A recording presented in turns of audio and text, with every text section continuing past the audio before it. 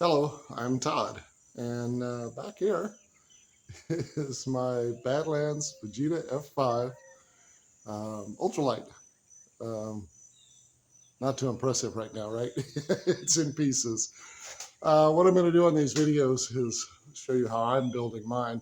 It's up to you to decide how you want to build your airplane, but they're ideas and things that I want to do to mine to make it unique, make it my plane, of course, but still keep it safe. So this first video is going to show you how I'm doing my inventory, which back behind me you see all these wonderful tubs, and I'll explain that here in a few minutes. Let me go back inside. We're going to go through the inventory and how that works and how I end up making or building pieces like this wheel, which is the right front landing gear to the Fujita F5, and how I put it together. I'll put together the left one in the next video. I'm going to break these down into very small parts to make it easy to switch from piece to piece as you go, or step to step as you go. And not everything's going to apply to you, of course, because mine's an F5. There's F1 through F4s, different build levels. For instance, if you look back here, my wings are already built, and those are carbon fiber wings. Yours may be using the wood spar or wood ribs. It all depends on how you order your plane from Badland and what you work out with the Badland team to get what you want to your build level. So we're going to go through starting with inventory. Like I say, how I'm doing my inventory to keep things separate, and we'll go from there. So hang tight. We'll go inside, and I'll go through the inventory sheet. Now the kit comes in a 4x4x16 crate, at least mine did, because the wings and flaperons and all that were already built. Other kits come in smaller boxes or crates, and you'll have to open it up and start pulling all that stuff out, keep track of everything.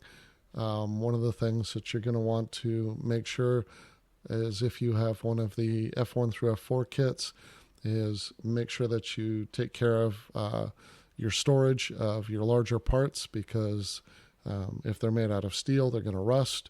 So you're going to have to need to protect them right away. In Florida, where I live, if you leave a piece of metal outside for more than 5 minutes, it'll rust to nothing.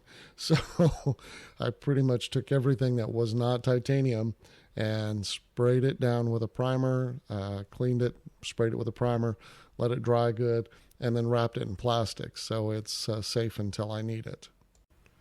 Now, common sense here. Anything that's primered or powder coated, you don't have to worry about. That's not going to have any issues. You can cover it up just to protect it, but in my case, titanium does not rust the same as standard steel, so it's no big deal. I don't have to worry about that.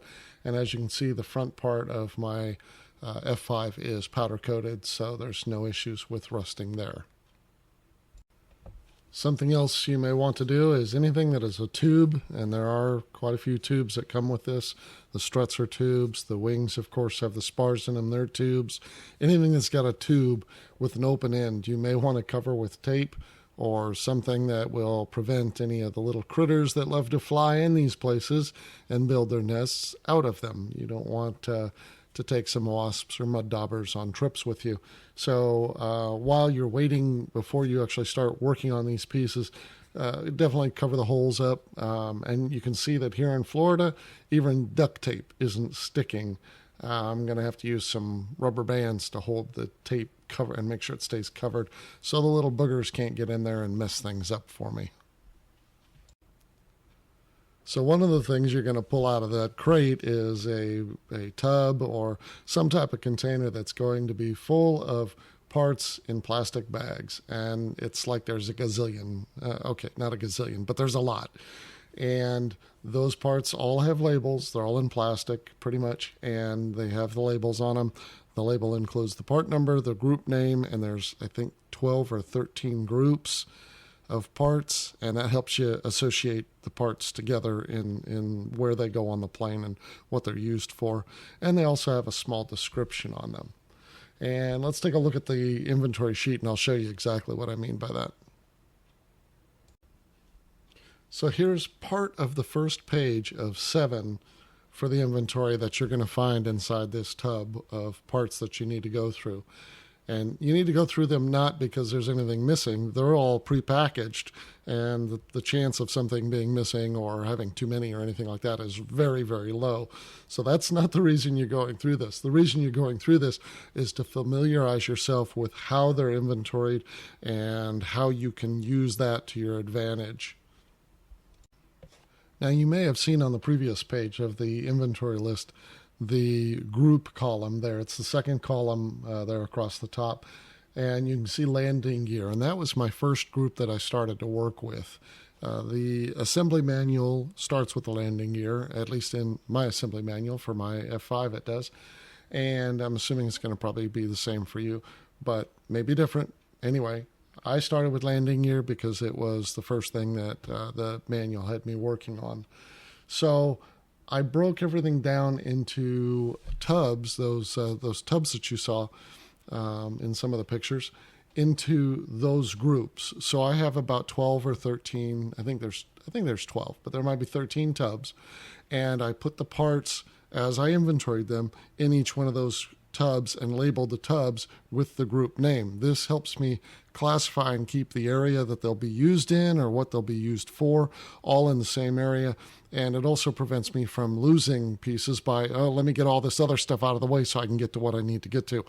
It's in the tub that I need, and I just work out of that tub to do my work on whatever group I need to work on. So it seems to work pretty well. So here's just an example. This is 4 of many more parts, but 4 parts, and they all are in the flight controls tub because they're part of the flight controls. So I group them together that way. Now, these specifically also, if you look at the description, they all have the keyword elevator in them. So in some way, they affect the elevator. So I know that they're related in the area or whatever they control on the plane, or in some way they've got some bond to each other, so they should be all in the same area and group that I'm working on, hopefully. And of course, if they're all in the flight controls, that makes sense because that's the larger group above that. So I guess you could call the description a subgroup. And here's just another example. These all belong to the rudder, and they're all in the flight control group, so they're all in the same box, and they would all be used pretty much together. Okay, so I know going through the inventory is boring and all that, and this classification, what's all this mean? Well, your next step, of course, is to open up your Badland Aircraft Assembly Manual and go through it, and highly recommend go through the entire manual. This is not IKEA. You're not going to find put part A with part B and then put part C on. That's not how this works. You are building an airplane. So there's going to be things that you're going to have to make adjustments for, things that you're not going to expect, and this manual helps you to understand that, and knowing the inventory definitely helps you to understand that. So definitely go through them both, do the procedures that the manual talks about, do the inventory, all very, very critical to understand what you're about to get yourself involved with. Okay, with that last statement, I might have scared you a little bit, but don't worry about this. Anybody can do this. It's not super easy, but it's also not that difficult once you start understanding how to put the parts together and how things go. It's really not difficult at all. But at the same time, it's like my CFI said when I said, this is hard, when I was doing some of the maneuvers in that Cessna. He goes, well, if it was easy, everybody'd be doing it. So you got to take that into consideration. But look, guys, I've never built an airplane before. This is my first time at it. I'm relying a lot off of Badland. I'm relying a lot off of my friends on the Badland forum here and on the Facebook Badland group. And I'll get it done without a problem. I'm doing it on a farm. I'm building an airplane on a farm inside of a barn, for goodness sake. It can't be that hard. And maybe even the chickens will help me out too. But it's not that difficult. Let me cover one more subject though here, and we should be done with this video and getting ready to go into actually building something, which is really cool, because when you build your first part, you go, oh my God, I did it, and it's amazing. Okay, so this is kind of important. Well, it's very important because it'll keep you alive. If you decide that, a bolt isn't long enough, you need more washers, this nut doesn't work the way you want it to, or you accidentally stripped it out or something, or you lost a couple of the nuts and bolts, don't go to Home Depot, don't go to Ace Hardware or anything like that to pick up replacements. You're going to want to get what are called AN bolts or AN nuts and such. AN stands for Army Navy, Aircraft Navy. There's also other acronyms for the bolts, but they're always AN number dash and followed by a number and usually a letter modifier.